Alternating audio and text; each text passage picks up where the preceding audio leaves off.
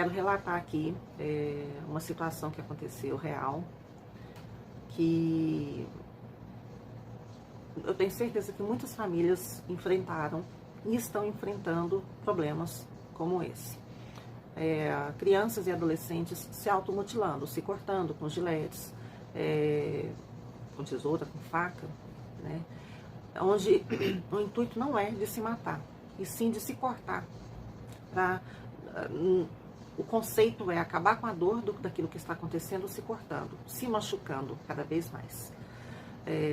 Uma adolescente de 13 anos, ela estava se cortando e a escola pegou ela se cortando, ela mais um grupo de amigos, de amigas, né, no banheiro. E no que a escola pegou, ela ligou para o pai, a escola ligou para o pai. No que o pai buscou, ele deu uma surra muito grande nela, deu uma surra muito forte, deixou marcas nela, né, de fivela.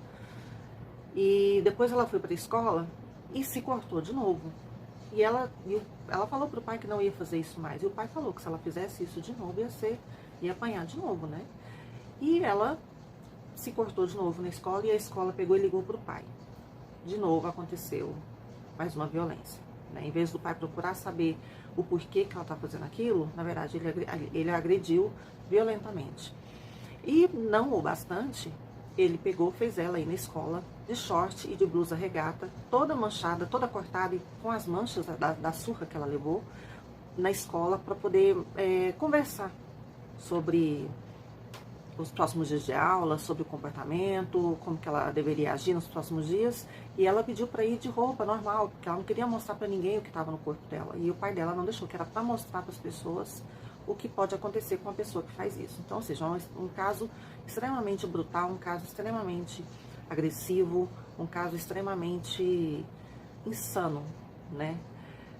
Resultado, ela não quis mais morar com o pai, né? Foi quando a mãe foi buscar e aí ela passou a viver com a mãe, conviver com a mãe. Então isso gerou um trauma nessa adolescente tão grande, de forma que ela é sensível a gritos, né? É sensível, ela tem crises de ansiedade, é sensível a intolerância, né? A voz alta. Então ela criou uma série de resistências aí para poder viver. É a forma que ela encontra para viver. Então, vira e mexe, ela tem como é que eu posso dizer? Ela tem uma recaída. Não voltou a se cortar, mas ela diz que tem vontade. Então, se tem vontade é porque está tendo uma recaída. Então, casos assim, pessoas que passaram por isso, né, pessoas que passam por isso, esse foi um típico do grupo da Baleia Azul. A Baleia Azul faz essa postura. Quando a pessoa é resgatada, e algumas pessoas ficam com medo, provavelmente se não tivesse sido resgatada, ela teria ido até o fim, até o suicídio. Pessoas que passam por essa situação têm que buscar ajuda psicológica e psiquiátrica imediatamente, porque muitas vezes só a terapia oral, ela não basta, ela precisa ser tratada de forma medicamentosa para acalmar a ansiedade, para acalmar algum outro transtorno, porque o transtorno de ansiedade, ele toma conta da pessoa e ela não consegue viver, ela vive numa bolha, ela não consegue dividir aquilo ali com outras pessoas. Ela vive numa bolha e quer que todo mundo entenda que ela está numa bolha e o porquê que ela está na bolha sem ela falar nada.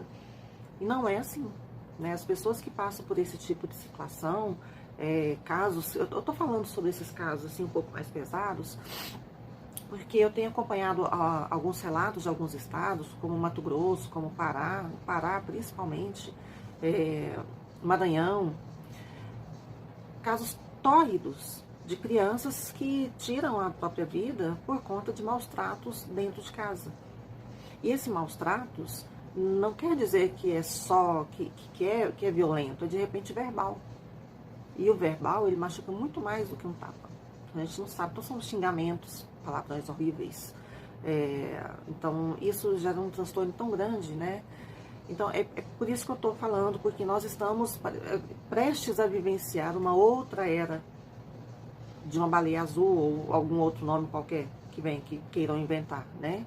Então, grupos que se reúnem para poder fazer uma vítima, Então, com quem seu filho, mais uma vez, com quem que seu filho anda, com quem seu filho conversa, sobre o que eles conversam, o que acontece, o que acontece com a mente deles. Então, procurem saber, procurem estar próximos do filho de vocês. Procurem estar próximos de quem vocês estão como responsáveis. É muito importante ter atenção. A atenção não é aquela atenção total, mas é uma atenção com qualidade. Não adianta nada você ficar o dia inteiro com a criança sem dar uma atenção, sem conversar, sem fazer essa criança falar, sem fazer esse adolescente falar. Ele tem que falar, tem que expor alguma coisa para fora.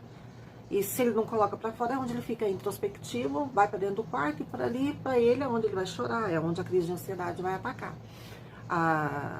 Agora, os que não querem conversar, é preciso entender por que eles não querem conversar e procurar ajuda, sim, psicológica. Então, muitos pais, às vezes, têm uma certa resistência e vergonha em falar que seu filho faz uma terapia. Você não precisa falar, né? Seu filho precisa do melhor. Então, se o melhor é a terapia, tá, mas eu não tenho condições de pagar um terapeuta, então vamos recorrer ao SUS. O SUS demora demais, vamos recorrer ao SUS.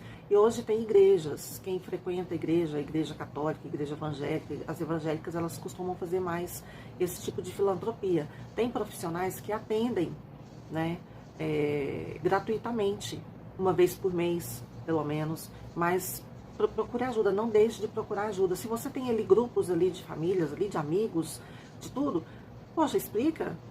Amigos, eu estou passando por tal problema, eu preciso de ajuda, o que vocês me recomendam? Não é vergonha nenhuma, é você estar procurando salvar a vida do seu filho e a sua também, provavelmente, né?